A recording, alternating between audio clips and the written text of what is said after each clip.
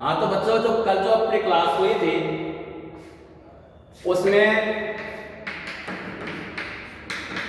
व्यवहारवाद का सामान्य परिचय दिया गया था। आज व्यवहारवाद की उत्पत्ति के कारण और मूल जो इसकी मान्यताएं हैं, जो सिद्धांत हैं, उनके बारे में चर्चा करेंगे। व्यवहारवाद की जो उत्पत्ति के जो सिद्धांत हैं उनमें कई सिद्धांत हैं जिनकी जो व्याख्या है वो इस प्रकार से की जा रही है। पहला, जैसे मैं आपको कल बताकर गया था कि व्यवहारवाद परंपरागत अध्ययन पद्धतियों के प्रति असंतोष का परिणाम था। राजविज्ञानों में बढ़ते हुए असंतोष के कई कारण थे। जैसे राजनीति शास्त्रियों ने देखा कि शासन के नीति निर्माण में एवं उसके निर्धारण के स्तर पर राजनीतिज्ञों एवं राजनेताओं को तो सम्मानजनक स्थान दिया जाता था, जैसा कि द्वितीय विश्व युद्ध के दौरान संयुक्त राज्य अमेरिका में दिया गया। परंतु राजविज्ञान के विद्वानों के ज्ञान, कौशल एवं अनुभव की उपेक्षा की गई थी, जिससे निराशा उत्पन्न हुई। सेकंड, राजवैज्ञानिकों ने यह अनुभव किया कि अध्ययन विषय में सैद्धांतिक पक्ष के विवेचन अध्ययन पर ही बल दिया जा रहा था, जो पर्याप्त एवं विश्वसनीय नहीं हो सकता। साथ ही सैद्धांतिक पक्ष तथा यथार्थ शासन प्रक्रिया में महत्वपूर्ण अंतर एवं विषमता को पाया गया। तीसरा, दो महायुद्धों के बीच के काल में फासीवाद, नाजीवाद, प्रजातिवाद एवं एकाधिकारी प्रवृत्तियों के उदय, विकास एवं लोकप्रियता के कारणों के विश्वसनीय तर्क तथा निदान परंपरागत पद्धति में संभव नहीं थे। राजनीति शास्त्र ने पाया कि राजनीतिक क्रिया प्रक्रिया तथा व्यवहार की संबद्धता को अनदेखा करने से राजनीतिक वास्तविकता का ज्ञान सीमित होना स्वाभाविक है। चौथा, राजविज्ञान के निरंतर विकास एवं लोकप्रियता के बाद भी विषय की अध्ययन पद्धति, जो कि मूलतः वर्णनात्मक शैली की थी, को अपर्याप्त माना गया। दार्शनिक, संस्थागत, औपचारिक, कानूनी एवं ऐतिहासिक पद्धतियों के योगदान की सीमाओं के परिणाम स्वरूप उत्पन्न राजनीतिक शास्त्र की शिथिलताओं के प्रति असंतोष होना स्वाभाविक था। पंचम, अन्य विषयों जैसे प्राकृतिक विज्ञानों तथा सामाजिक शास्त्रों में विकसित प्रक्रिया के फलस्वरूप नवीनतम एवं विश्वसनीय पद्धतियों और तकनीकों की प्रति जिज्ञासा उत्पन्न हुई, जबकि राजनीतिक शास्त्रियों ने इस क्षेत्र में भी अपने आप को पिछड़ा पाया। छठा, द्वितीय विश्व युद्ध के बाद जो स्थिति और वातावरण विशेष रूप से अमेरिका में था, उसमें राजवैज्ञानिकों ने पाया कि पश्चिमी व्यवस्थाओं एवं वातावरण में किए गए अध्ययन के शोध के निष्कर्ष एवं पद्धतियां केवल सीमित क्षेत्रीय या राष्ट्रीय वातावरण में ही उपयोगी सिद्ध हो सकते हैं। दूसरा इसका उदार का जो कारण है वो यह है कि अन्य जो समाज विज्ञान के जो विषय थे उनसे प्रेरणा ली गई। अन्य सामाजिक विज्ञानों में अध्ययन की नवीन तरीकों और उपकरणों के प्रयोग को प्रोत्साहन मिला, तो राजनीति शास्त्र का इससे अछूत रहना संभव नहीं था।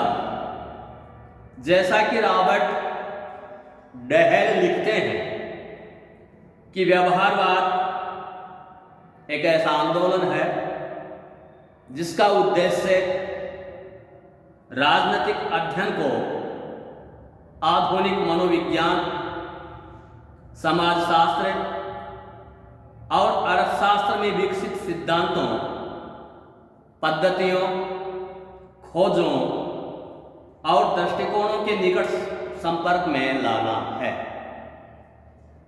तीसरा, द्वितीय विश्व युद्ध का प्रभाव। द्वितीय विश्व महायुद्ध ने व्यवहारवाद को गति प्रदान की। युद्धकालीन घटनाओं ने राजनीति शास्त्र के मन में यह बात बैठा दी कि राजनीतिक जीवन की जटिलताओं को पूरी तरह समझने के लिए संस्थाओं और उनकी संरचनाओं के अध्ययन की सीमा से आगे बढ़कर उनकी संस्थाओं और उनमें कार्य करने वाले व्यक्तियों के व्यवहार का अध्ययन करना होगा। चौथा, नवीन अध्ययन पद्धतियों का प्रयोग। द्वितीय महायुद्ध के बाद के दशकों में राजनीति शास्त्र के क्षेत्र में यह विचार बल पकड़ता गया कि राजनीति शास्त्र में नवीन अध्ययन पद्धतियों को स्थान देना होगा। परीक्षण उपकरणों, सर्वेक्षण पद्धतियों, सांख्यिकीय विश्लेषणों, गणितीय प्रारूपों, निदर्शन सर्वेक्षण जैसी प्रविधियों के बढ़ते हुए प्रयोग ने राजनीतिक व्यवहार के अध्ययन को वस्तुनिष्ठ बनाकर व्यवहारवाद का पोषण सहज किया। अब जो व्यवहारवाद की जो मूल मान्यताएं हैं जिन पर सभी जो व्यवहारवादी हैं वो सहमत हैं, इनकी व्याख्या निम्न हिसाब से की जा सकती है। पहला, सभी व्यवहारवादी मानते हैं कि अध्ययन की इकाई बहुत बड़ी न होकर लघु होनी चाहिए। दूसरा यह है कि राजनीति शास्त्र में व्यक्ति समूह के व्यवहार का अध्ययन उपयुक्त है। तीसरा है कि अध्ययन एवं शोध सिद्धांत निर्माण से प्रेरित होना चाहिए। शोध सिद्धांत निर्माण सर्वोच्च स्तर का समय एवं व्यापक सामान्यीकरण के अनुरूप होना चाहिए, जिसमें कार्य कारण का संबंध स्थापित की जा सके। व्यवहारवाद की सबसे बड़ी विशेषता है सिद्धांत का प्रयोग। इसमें तथ्यों की खोज और उनकी व्याख्या एक सिद्धांत के अंतर्गत करते हैं। चौथा, व्यवहारवाद की मान्यता है कि अंतर विषय अध्ययन किए जाने चाहिए। पांचवा यह है कि मूल्य निरपेक्ष अध्ययन होनी चाहिए। सब व्यवहारवादी ये मानते हैं कि मूल्यों का अध्ययन निरर्थक और बेकार है। और छठा यह है कि नई प्रणाली में के प्रयोग में व्यवहारवादी प्रेक्षण और लेखा को अत्यधिक परिशुद्ध बनाते हैं। निष्कर्षतः व्यवहारवाद कठोर अनुसंधान, प्रतिमानों के विकास और राजनीतिक व्यवहार की समस्याओं के लिए विश्लेषण के परिशुद्ध तरीकों को लागू करने का प्रयास करता।